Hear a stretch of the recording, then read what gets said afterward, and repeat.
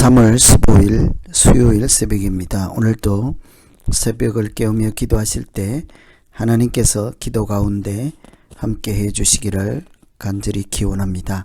오늘 기도하실 말씀은 마태복음 21장 12절에서 22절까지 말씀입니다. 그 중에 18절 19절 읽어드립니다. 이른 아침에 성으로 들어오실 때에 시장하신지라 길가에서 한 무화과 나무를 보시고 그리로 가사 잎사귀 밖에 아무것도 찾지 못하시고 나무에게 이르시되 이제부터 영원토록 내가 열매를 맺지 못하리라 하시니 무화과 나무가 곧 마른지라. 아멘. 오늘 말씀은 흔히 우리가 성전 청결이라고 하는 말씀과 무화과 나무를 저주하는 말씀이 앞뒤로 연결되어 있는 말씀이죠. 그런데 성전을 깨끗게 하시는 그 행동에 대한 해석 의미가 바로 무화과 나무를 저주하는 것과 관련이 되어 있습니다. 그래서 두 상호 좀 다른 내용 같지만 우리가 이 두 개를 연결해서 말씀을 살피면 좀 더 잘 이해하고 바르게 기도할 수 있을 것입니다. 성전 청결은 아시는 대로 예수님께서 성전에 가셨을 때 그곳에 매매하는 사람들을 또 돈 바꾸는 사람들, 비둘기 파는 사람들, 이런 사람들을 다 이렇게 내어 쫓으시고 이렇게 성전에 일대 소란이 일어났던 일이 있었죠. 무화과 나무는 가서 보니 열매가 없어서 그 나무를 아예 저주를 하셨다 하는 이야기 있죠.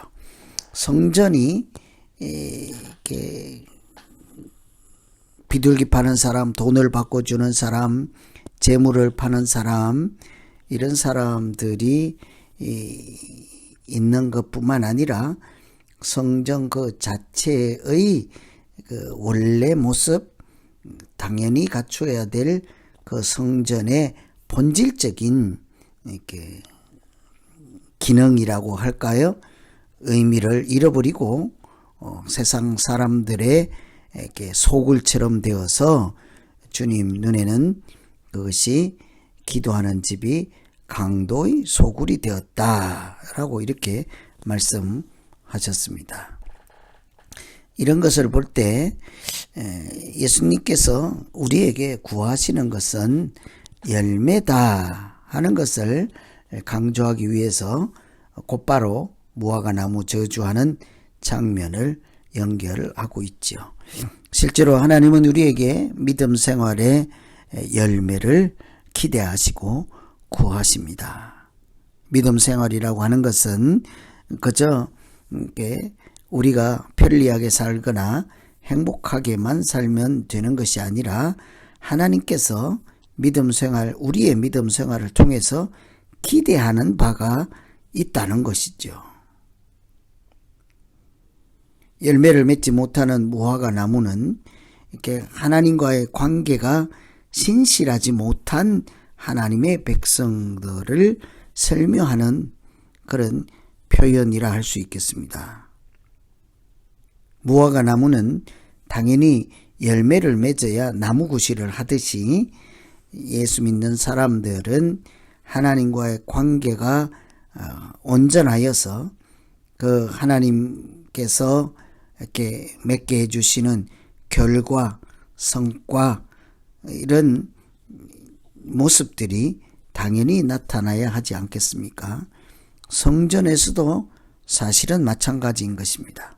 성전이 성전답게 성전다운 모습으로 잘 존재할 때 그 성전에서 사람들이 구원을 받고 은혜를 받고 하나님께 나아가 예배를 드리며 친밀한 관계 유지할 수 있지 않겠습니까?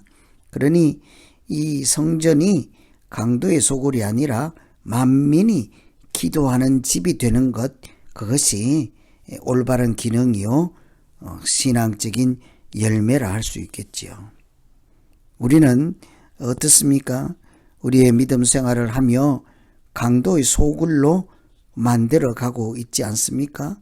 아니면 반대로 만민이 기도하는 집으로서 기능을 잘 해나가는 그런 믿음 생활을 하고 있는지 살펴보아야 할 것입니다. 만민이 기도하는 집을 강도의 소굴로 만들지 아니하려면 그러면 어떻게 해야 될까죠?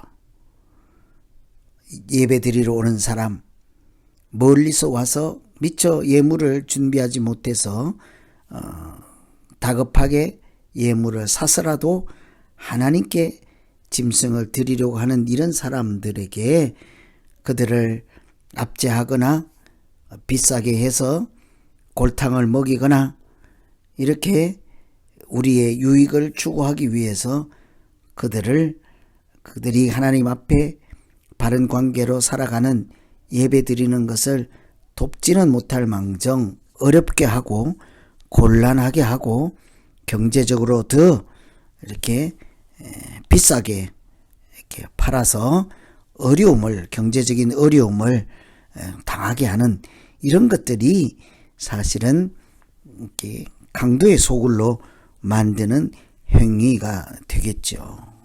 그래서 우리가 그렇게 실제적인 지금 성경에 나타나는 모습은 아니지만 우리 이웃이나 예배 드리러 오는 사람들에게 잘 대해주고 잘 안내하고 은혜 받는 신실한 예배를 드릴 수 있도록 돕는 자는 만민이 기도하는 집을 만드는 중이라 할 수 있겠죠.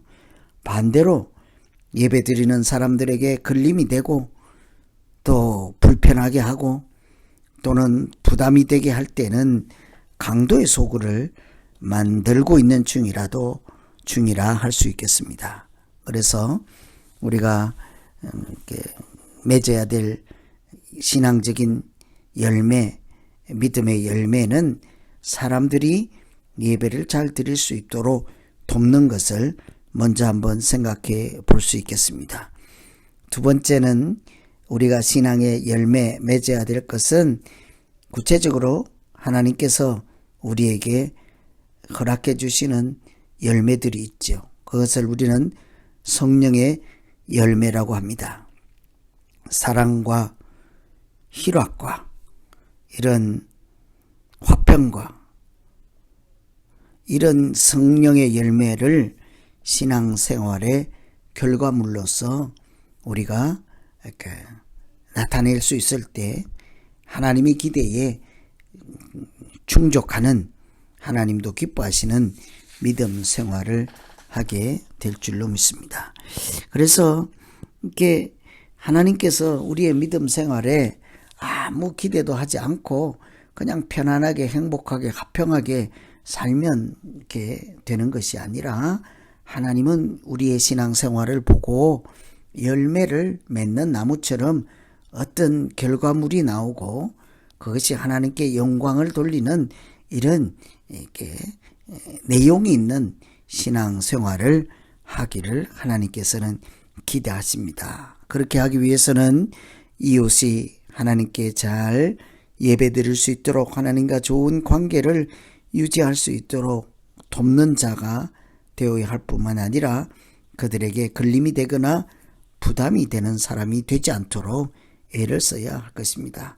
뿐만이 아니라 하나님께서 우리에게 주신 은사를 또 어떤 달란트를 사용해서 신실하게 순종하며 믿음 생활할 때 하나님께서는 틀림없이 우리에게 아름다운 영적인 열매, 신앙의 결과가 있게 하실 줄로 믿습니다. 오늘은 성전청결하는 말씀과 무화과 나무 열매가 없는 것을 책망하시고 저주하시는 말씀을 서로 연결하여서 하나님께서 우리에게 기대하는 것이 있고 그것이 바로 열매다 하는 것을 먼저 마음에 새길 때 하나님, 내가 그저 아무 결과도 없고 성취도 없고 열매도 없는 그런 신앙생활이 아니라 하나님이 기대를 채우고 하나님께 영광을 돌릴 만한 참 알곡 같은 믿음 생활하게 하여 주시옵소서. 이렇게 기도하시면 되겠습니다. 우리 각자 이제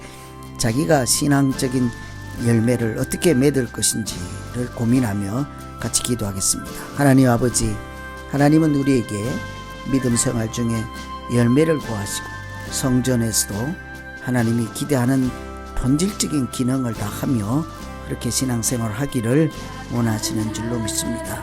오늘 말씀과 같이 열매 없는 자가 되지 않고 하나님이 기대를 잘 채워나가고 성령의 열매를 맺으며 서로 사랑하며 하나님의 자녀인 것을 드러내는 우리 모두 되게 하여 주시옵소서. 예수님 이름으로 기도하옵나이다.